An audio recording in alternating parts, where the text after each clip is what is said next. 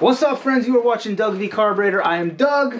This old Snowblower here has a carburetor, but we're not going to be messing with carburetors today. If you did not see, we're not 100% sure. It's probably about a 70s unit. This Snapper 2-stroke Snowblower. We got her running last time. I'll leave that video somewhere. We just got a few more things to do on her.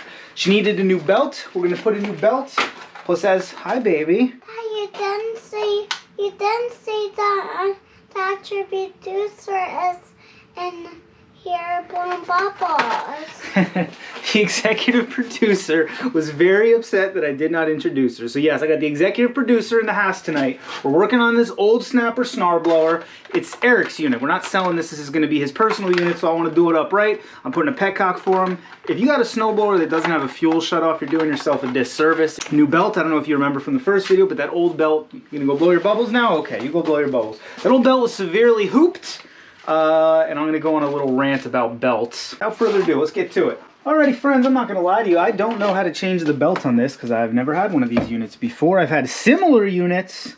We'll figure it out together. No big deal. This side cover comes off with a whole mess of 5/16. There we go.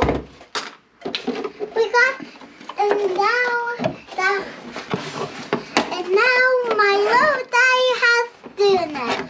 Alright, friends, so this cover is off. This string, this pull cord kind of uses like a Z-bend, kind of the way a throttle bar would. There we go. Alright, friends. Here's what we're up against. This old belt. Shouldn't even be all that hard to get off, right? Probably just peels away. Let's see, what are we up against here? Oh, you might have to get this pulley off. So, do you think you... Well, that's the direction it told me to tappity tap tap. Let's get a piece of wood. So I'm not beating up Eric's Snowblower. Is that what they want me to do? Oh, maybe. No, that's just moving the auger and splitting my wood.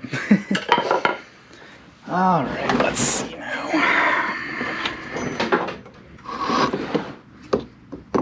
Alright, let's disconnect our spark plug here. That is good advice. No matter what you're doing, whether it's a lawnmower, a snowblower, a tractor, I don't care.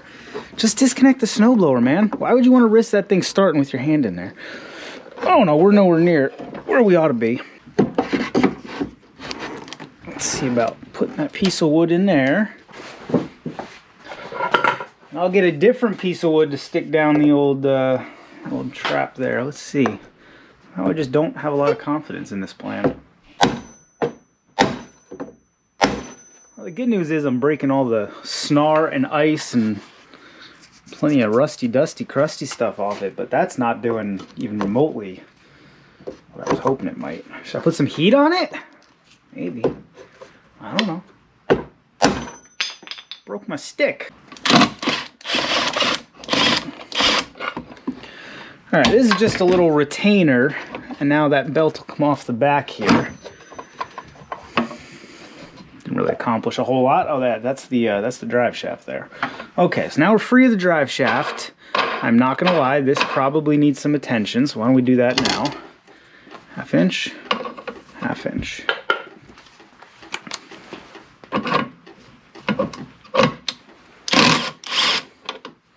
Now, how do you want to go about servicing this little tensioner here?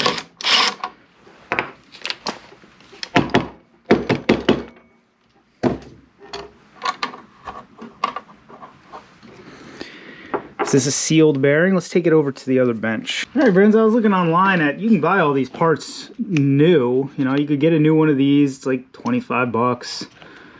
And I thought about it, but the reality is, the whole point in recycling these old blowers is that it's the less expensive option. So if you go ahead and spend a whole lot of money buying new parts instead of fixing the old ones, well, you're kind of missing the point there, bud.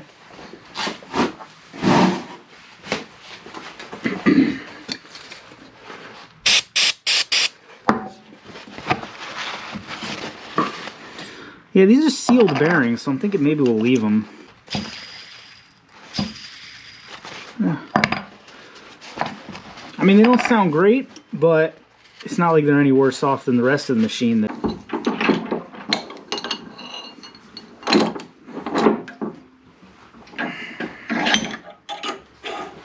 Put that on there like that.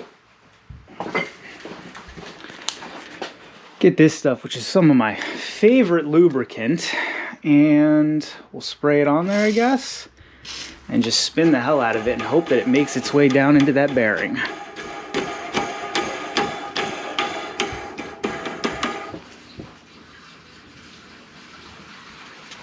I mean, shoot, it went somewhere. I have no idea if this is doing anything, but it makes me feel better about it. Let's go back to the machine. Ah, crap. I was kind of hoping that while we were over there, someone else would have solved this issue for us. So the question is here, are we up just against corrosion, or am I missing something? I don't mind beating the hell out of something if I need to break through 40 years of corrosion, but I don't want to be just banging on her, jimmy jamming for all I'm worth if that's not really what's meant to come of it. Looking in here does not really give you any assistance. I see no hints. These holes don't magically line up with something else. By all indications. All right, we're gonna put a little bit of heat on there. What do you think?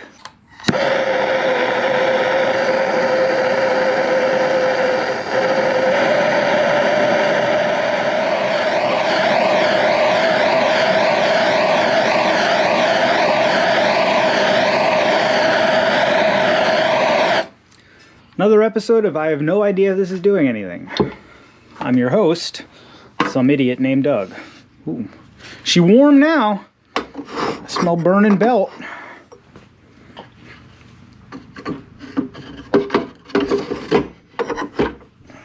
Forgive me for my sins, but I don't feel like dicking around with the wood anymore.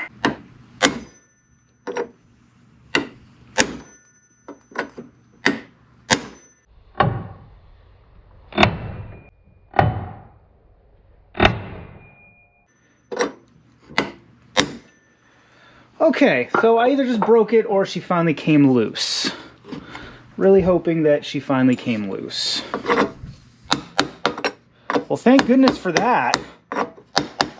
Eric, I'm sorry, I screwed this up a little bit. Your pulley's a little marred up. I was trying to avoid that, but the cover goes over this. You're never gonna see it. So leave me alone, bud. I did the best I could.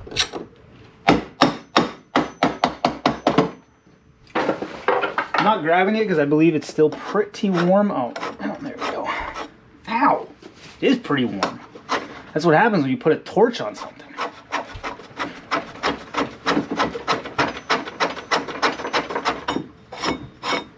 How many threads are in this thing? Christmas. There we go. Okay. Now, I really wanted to clean up that corrosion in there, and I still do. So we're going to take this over the wire wheel in a minute. Still very warm. No big deal. Here's our old belt. I mean, she's pretty well worn out. It's all shiny and super, super smooth along the sides. What's going on over here? I would like to get this off, but I'm not like, no, I'm gonna need a pull. That's staying right where it is.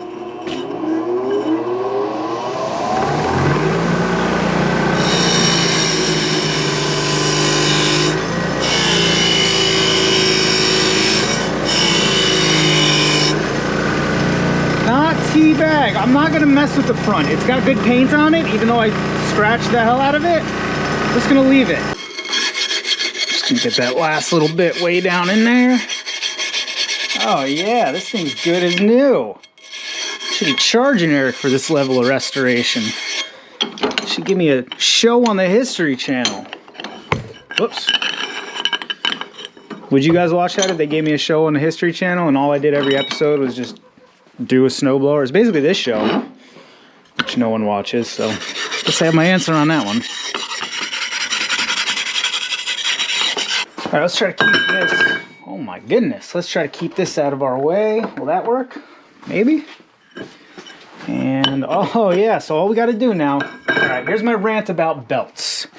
Today I went to get a belt for this snowblower. Now if you want to go and look and find out what belt your snowblower, lawnmower, tractor, whatever takes, there are a lot of ways you can go about that. You can do what Granddaddy would have done. Give me this. Oh, take the old belt and just stand in the aisle until you match up the new one. Pretty much. No big deal. You can look at the part number and then go get the part number, but there's a problem with that. The part number for this was, well, it wasn't that. That wasn't the one I was seeing, the 6B, whatever it was. So I went to Tractor Supply, and naturally they didn't have that one because nobody's made snowblowers like this in forever.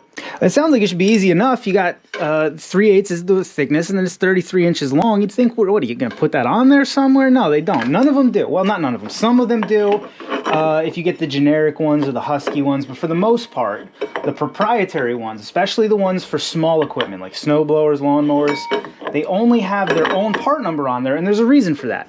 They don't want you to fix it yourself. They don't want it to be this easy for me to get, oh, I just forgot to put the damn belt on. They don't want it to be this easy for me to get a 40, 50, 60-year-old machine on the road again. They want Eric to have to go to Lowe's and buy one of those $1,200 Craftsman units. Listen, I'm sure there's nothing wrong with those units if you are the type of person who couldn't take care of an older unit or something, but I look at them and you can just tell that the quality's not there, and it's like, is this machine going to be around in like 5 years, 10 years? Who knows? Probably not, right? Whereas this thing, and like I've got a 1970 Arians out there. I haven't gotten it running yet, but I'm confident she's going to run no problem. My God. Life is hard and harder if you're stupid. I got this other thing turning. So anyway, that's a little bit of my rant for today. It really annoys me when I see an instance of a manufacturer, an OEM, whatever have you, clearly just trying to stick it to their customer. It really bums me out. You make enough money off these machines and the replacement parts. You don't have to make it any harder for me to work on my own stuff, and you sure as heck don't have to plan obsolescence into everything so that the units we get today are nothing like this. Boy, I'm officially off the rails on that tangent. I don't even think it made any damn sense. So sorry about that. Let's see. I think this is supposed to go down there. What are you guys looking at? Can you see what's going on here? All right, I don't think you have to go crazy tightening this guy up because it's going to self-tighten when the auger's moving. What do we think? You got faith?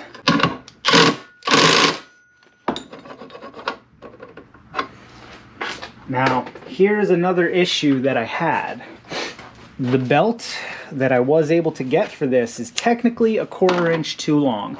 This is not a snapper belt. It's not even a snowblower belt. This is actually a belt from a Toro self-propelled lawnmower. But it was, 3/8 by 33 1/4, and I needed 3/8 by 33, so we took her. All right, friends, after much deliberation, here's what we're going to do. We disconnected this guy. I'm going to take this little guy, and he's going to go right here. Boom. Snailed it. Oh, yeah, that's a beautiful thing. Bring that guy around. Actually, we might have to shorten him up.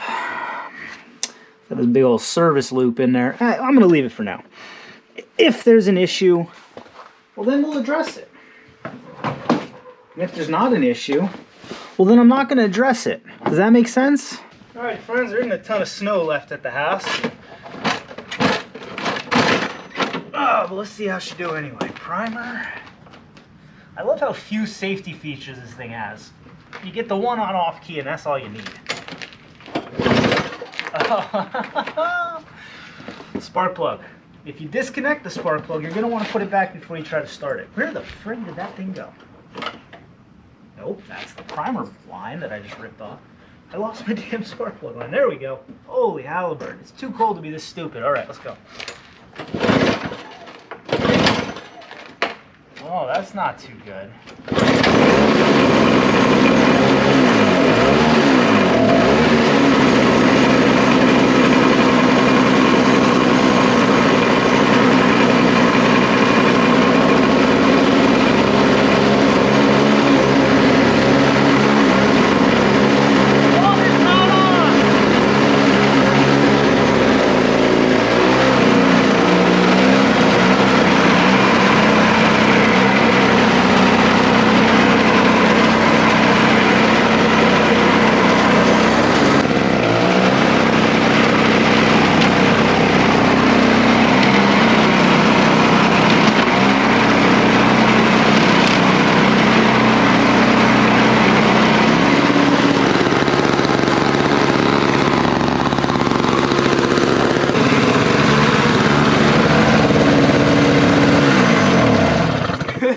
way I just love the way these two-strokes sound. Let's see, can I get my hand in there for the fuel? Oh, it's a little tricky. All right.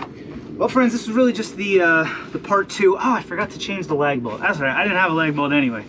So I'll find one in my travels. But if you got any questions on this old snapper, by all means, leave me a comment down in the squawk boxes. If you didn't check out the first video, by all means, go check it out. If you like snowblowers, shoot, check out all our videos. That's damn near all we do. If you got any questions, by all means, leave me a comment. If you like the video, subscribe to the channel. It's freezing cold, and now there's a dog out here. What's up, Joe?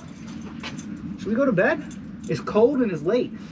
No more snowblowers. Let's go. Come on, pup.